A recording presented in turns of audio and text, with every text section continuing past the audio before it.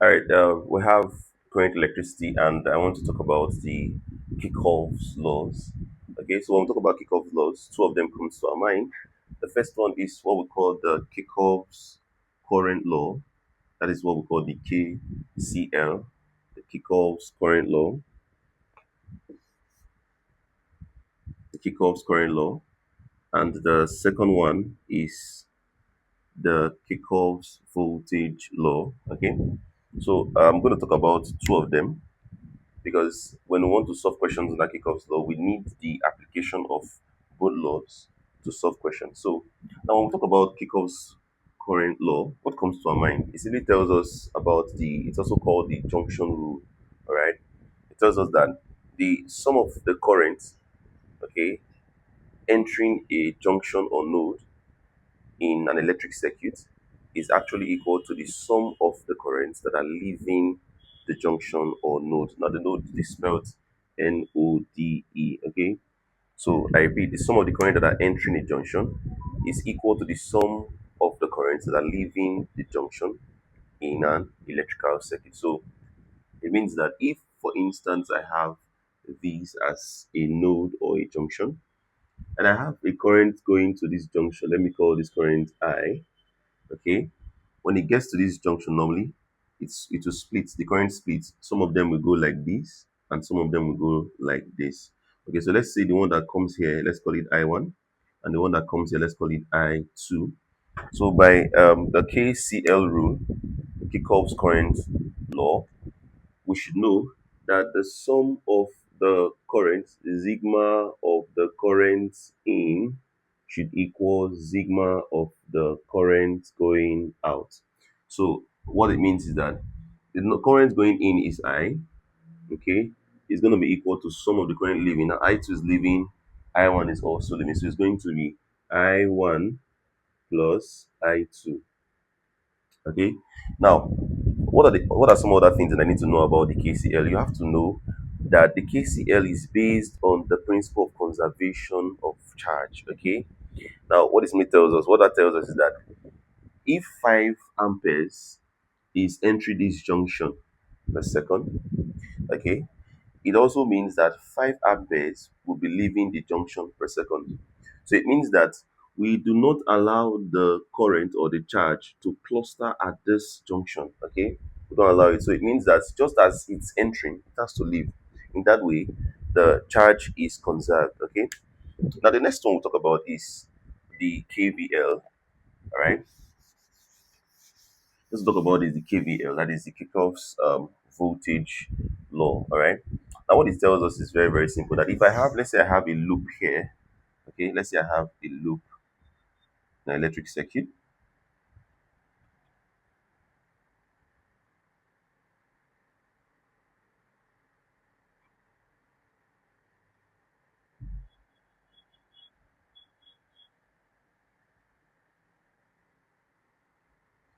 Okay. Let's say this is this guy is E1 and this guy is E2. These are the two sources, and this is the components. Okay. R1 and R2. All right. Now let's say we have a current coming in this direction. This is a current. Now, since we have just a single loop here and there are no branches, it means that the current here is the same for all the components. All right.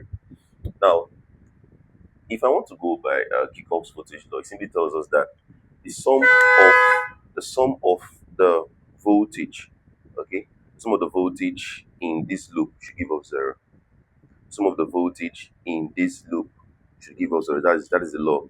So if I have a closed loop in an electric circuit, if I have a closed loop in an electric circuit, if I should sum the total voltage, okay, if I sum the total voltage, okay, it gives me zero. Okay. Now, Kirchhoff's voltage law, it's based on the principle of conservation of energy. Okay. So for remember we said for the Kirchhoff's current law, it's based on the principle of conservation of charge.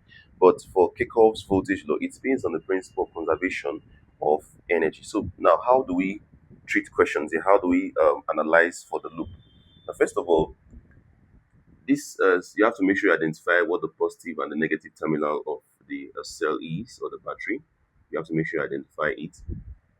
Now, when you do that, now remember to take a loop direction. Okay, so I can decide to take a loop direction clockwise, or I can decide to take the loop direction anti-clockwise. Okay, now if this current is moving like this, it means it's going to come this way here too. Okay, so one thing I should notice, if this was what we have here, let's say we have uh, positive terminal and the negative terminal here. Now, if the loop direction is moving this way, okay, if the loop direction is moving this way, what it simply tells us is that it's actually moving from the loop direction is moving from positive to negative. Okay, so it means that it is going to be negative e. Okay, this is the first one. Then again, if it was moving in this direction, positive, negative, if it was moving in this direction, what it simply tells us that the E is going to be positive. Okay, the E is going to be positive. Now, then for the components, okay, for the component, let's say we have the component here. This is R1, or let's say this is R. Now, let's say this is the current. Now, if the loop direction is in the same direction as the current, it means that it's going to be, from ohms to V equals IR. So it means that it is going to be negative IR. Okay. However, if it was in the opposite direction, okay, something like we have this is I, then let's say the loop direction is moving this way, all right? Now, if the loop direction is moving like this, you can see that the loop direction and the current direction are opposite, so it's going to be positive IR, all right? That is how it's done. So, what is going to be the conclusion? Okay, the conclusion will be very, very simple. So, if we check here, the current direction is like going up, loop direction is moving like this. So, it means that definitely the loop direction and current direction are the same. So, we're going to say negative IR1. Now, down here, the loop direction is showing is moving from positive to negative. So, it's going to be negative E1. Okay, coming down, you can see that the loop direction is the same as the current direction for the second component. Okay, that is R2. So we have negative IR2. Then if we are moving this way also, you can see that it is moving, the current direction is showing that it's moving from positive to negative. So again, we're going to be having negative E2. So everything gives us 0. So you can see that we have obeyed this rule here that tells us that the sum of the voltage, total voltage here should give us 0. The sum of the voltage in this loop should give us 0. So you can see that when we sum the total voltage here, we are having 0. Okay.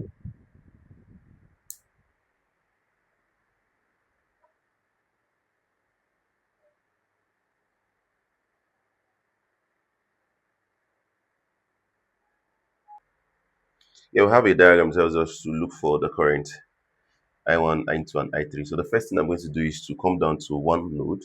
Okay, if you can see clearly here, I2 is moving towards the node, I3 is leaving, and I1 is leaving. Okay, so if we go by the Kirchhoff's current law, that tells us that the sum of the current entering the junction is equal to the sum of the current leaving. I can say that I2 is entering, so I will have that I2 is equal to I3 plus I1. Okay, so this is going to be the first equation.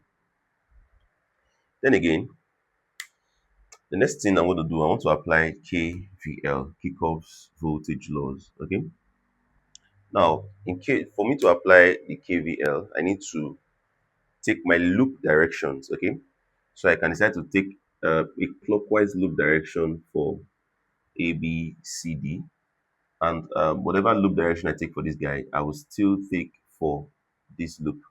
So for loop A, B, D, C, if I'm taking a clockwise direction, I'm also going to take a clockwise direction for loop D, C, E, F. Okay. So now What does this law tell us? It tells us that the sum of the voltage in any loop is zero. All right. So let's talk about loop. Let's call this guy loop A. So I will say from loop A. Now, if you check my loop direction here, this is the current moving like this, and the loop direction is like this. So since my current direction and loop direction is the same for this component here, it is going to be negative 2I3. No, V equals IR. Okay. So this is I, this is R. Okay, now, so if I'm coming down here, I'm seeing that the loop direction is showing that it's moving from here to here. It's coming out from positive here. So it becomes positive 5. Okay. Then again, for the 1 ohms resistor, the loop direction is having the same direction as the current I2. So it's going to still be negative I2, everything being equal to 0. So if I decide to arrange everything, if I take these other guys to this side, or I decide to arrange everything, I'll be having negative 2I3, negative I2 should be equal to negative 5, which I can still write as 2I3 plus I2 is equal to 5. So I'm going to call this guy equation 2. All right. Now, to obtain equation 3, I'll go to the loop DCFE. And if I do that, I would see that the loop direction is opposite direction as I2 for this component 1 ohms resistor here. So it's going to be positive. So it's going to be positive. So from loop, okay, so from loop B, I'm going to have positive I2, positive I2. Okay, because you check the loop direction and this direction here, it's opposite, so it's positive. Now, if we check the loop direction, it's moving from positive to negative here, so it's going to be negative 5. Okay. Now, coming down here, the loop direction shows is moving from negative to positive here, so it becomes positive 5. All right. Now, the loop direction and this current is opposite. The loop current direction is like this, loop direction that is so opposite, so it becomes positive I1. Okay, because V equals IR, I is I1, R is 1, so it becomes multiplication I1. So everything now sums to give us 0. So I can say from here, these two guys can go out. So I can say from here that I2 plus I1 is equal to 0. So I'm going to call this equation 3. Now the next step is that I'm going to solve equation 1, equation 2, and equation 3. I'm going to solve them simultaneously and obtain the values of I1, I2, and I3. Now, this is how I'm going to go about this now. I'm going to substitute equation 1. Okay, I can substitute equation 1 into, or let's say, if I make I1 subject in equation 1 and substitute into 3, let's see what happens. Okay, so from 1, let's say I1 is equal to I2 minus I3. Let's call this guy 4. Now, place 4 into equation 3. So where I see I1, I'm going to place equation 4. So it becomes, in equation 3, I'm going to place I1 here as I2, then plus I2 minus I3 is equal to 0. So I have 2I2 minus I3 is equal to 0. I'm going to call this guy equation 5. Now, the next thing I'll do is that I'm going to solve 2 and 5 simultaneously to obtain the value of I2 and I3. Okay, so I'm solving 2 and 5 simultaneously.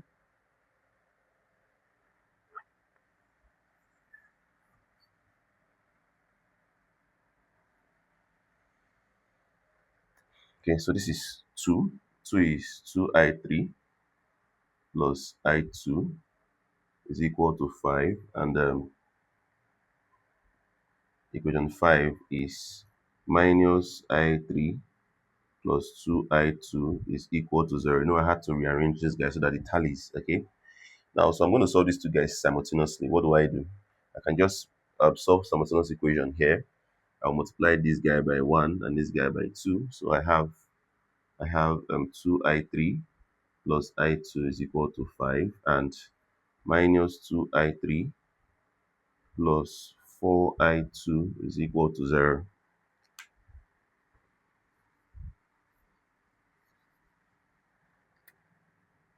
Okay, so if I want to eliminate I3, I have to add both equations. So if I add both equations,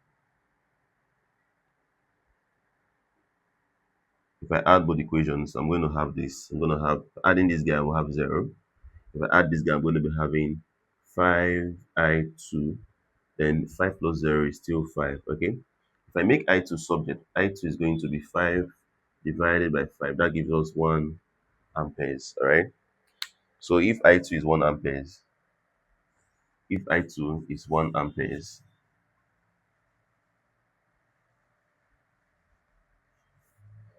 substitute I2 into 5, I'm going to get I3. So let's see.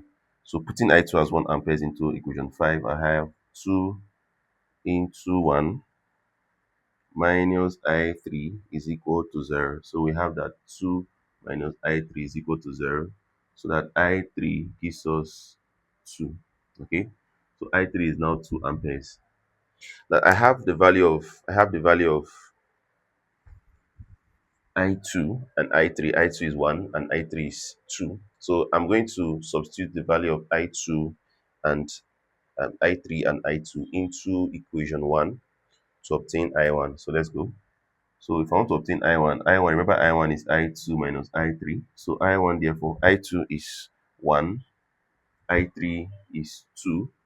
So I1, therefore, is going to be negative 1 amperes. Now, the negative here simply just tells us that it's you took a wrong direction for the current. Okay, so that is just all we're doing. So therefore, finally, I know that I1 is negative 1 amperes. Okay, I2 is 1 amperes and I3 is 2 amperes. Okay, this all right. This is a circuit that tells us to find the values of the currents I1, I2, and I3. You can clearly see that from the diagram here. The components we have are these resistors: 3 ohms resistors, 2 ohms resistors, 4 ohms. Okay, we have two loops. Okay, we have the loop, if I name this, is loop A, B, C, D, E, and F. Then this is, we have, this is loop A, B, C, D, and we have loop D, C, F, and E. Okay, so these are two separate loops here. Then we have the source. We have two sources. We have the source here, 8-volt source, and the 10-volt source. Okay, now when you see a source, make sure you try to identify what the positive terminal is and what the negative terminal is. You can see from here, this is positive, this is negative. Now generally the positive terminal is kind of longer than the negative terminal. Okay, so the first thing I will do is to apply the KCL rule. Okay, I apply the KCL rule, and what does this rule tell me? This rule tells me that the sum of the currents that are entering a junction or a node, let's say this is the node, the sum of the currents entering the node is equal to the sum of the currents that are leaving the node. Okay, now if for my own observation here, I can see that I2 is going towards the node, I3 is going towards the node, but I1 is leaving the node. Okay, so to create an equation here, I can say that I1, which is leaving, should be equal to I2 plus I3. Okay, I'm going to call this equation 1. All right, then this is when we apply KCL. KCL means Kirchhoff's current law. Okay, now we're going to apply our KVL.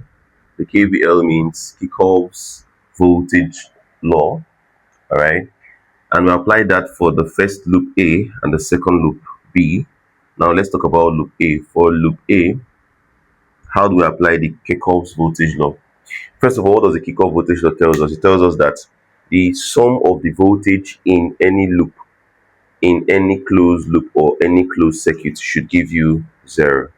So from Kirchhoff's voltage law, the sum of the voltage in any closed loop or closed circuit should give us 0. Now go down to the first loop. When you go down to the first loop A, you can see clearly that I take a loop direction. Now normally you take a loop direction, and whatever loop direction you're taking for this guy should be the same loop direction you're going to take for this guy here. Okay, so for both loops or several loops, if the case may be, take the same loop direction. Now if I take the loop direction here, you can see that the loop direction is going clockwise. All right, you could decide to take anti-clockwise. There is no difference. It still gives you the same result. Okay, now I can see here that the current I1 moving towards 3 ohms has the same direction as your loop direction. In that case, from Ohm's law, V equals IR. So R is 3, I is I1. So we're going to take a negative 3 I1. Okay, since the loop direction and current direction for 3 ohms is the same, we use a negative. Now, okay, move like this. Coming here again, you can see that the current I2 is moving like this. The loop direction is still like this, so it's the same direction. I'm still going to use a negative 2I2. Okay. Now also, when we come to this source here, you can see that it is actually going to come out from the positive terminal. Okay, so it's going to be positive 8 volts. Now everything should give us 0. Right? If I rearrange this very well, if I take everything to this other side here, I'm going to be having 8 is equal to this guy. So it means I can say 3I1 plus 2I2, okay, is equal to 8. I'm going to call this equation 2. Okay, now so we're done with loop A. Let's go down to loop B. Now from loop B, I can see that I have the look at my loop direction again. This is loop direction, a clockwise loop direction. Now you can see that the loop direction is actually coming out from negative here. Okay, coming out from negative here. So I would use the negative 8, okay, for the source. Now I can see that the current direction is like this, the loop direction is like this, which means the current direction and loop direction are opposite. So that will be positive 2I2. All right. Then coming down to 4 ohms, current direction is this way, loop direction is still this way for I3. So it's going to be negative 3I3. Okay. Then for the source, it is with the current direction, it's coming out from positive terminal. So it's going to be positive 10. So this gives us 0. So if I rearrange this, I'm going to be having minus 8 plus 10 gives us 2. If I take 2 to cross, minus 2. So I have 2I2. I have 2I2. Okay, I think I'm not done. Okay, it's supposed to be 3 here. Okay. So this is supposed to be 4 because the voltage, so the resistor here is 4. So we're going to be using 4. Okay. So we have 2I2 minus 4I3. Okay. Plus 2 is equal to 0. So this gives me 2I2 minus 4I3 is equal to negative 2. So if I decide to reduce or divide throughout by 2, what will be left here is going to be I2. What will be left here is going to be negative 2I3. Then what will be left here is going to be negative 1. So this becomes equation 3.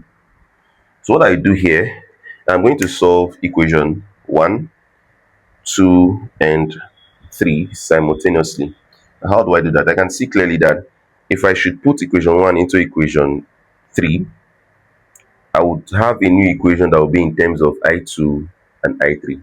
Okay, so when I do that, I will now use that equation to solve equation 3 simultaneously. Okay, so let me show you what I mean. So from here, I can say from 1, okay, or you can say substitute or put 1 into 2. So let's see what happens. So it becomes 3 into I1 is I2 plus I3 plus I3, okay, plus 2I2 is equal to 8.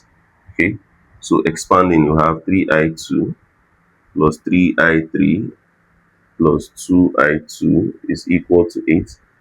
So this gives us 3 plus 2 is 5. So it becomes 5i2, okay, plus 3i3 gives us 8. So this gives us equation, we have equation 3. This becomes equation 4, okay. So now you can see that equation 4 is in terms of I2 and I3. So I can pair 3 and 4 to obtain the current I2 and I3. So I'm going to solve 3 and 4 simultaneously to obtain I2 and I3. Okay. So I have two equations I have to take note of. I have I2 minus 2I3 is equal to negative 1, and I have 5I2 plus 3I3 is equal to 8. Now I can simply decide to make I2, the coefficient of I2 and I2 for both equations, the same by multiplying this guy by 5 and multiplying this guy by 1. So what I have here is this.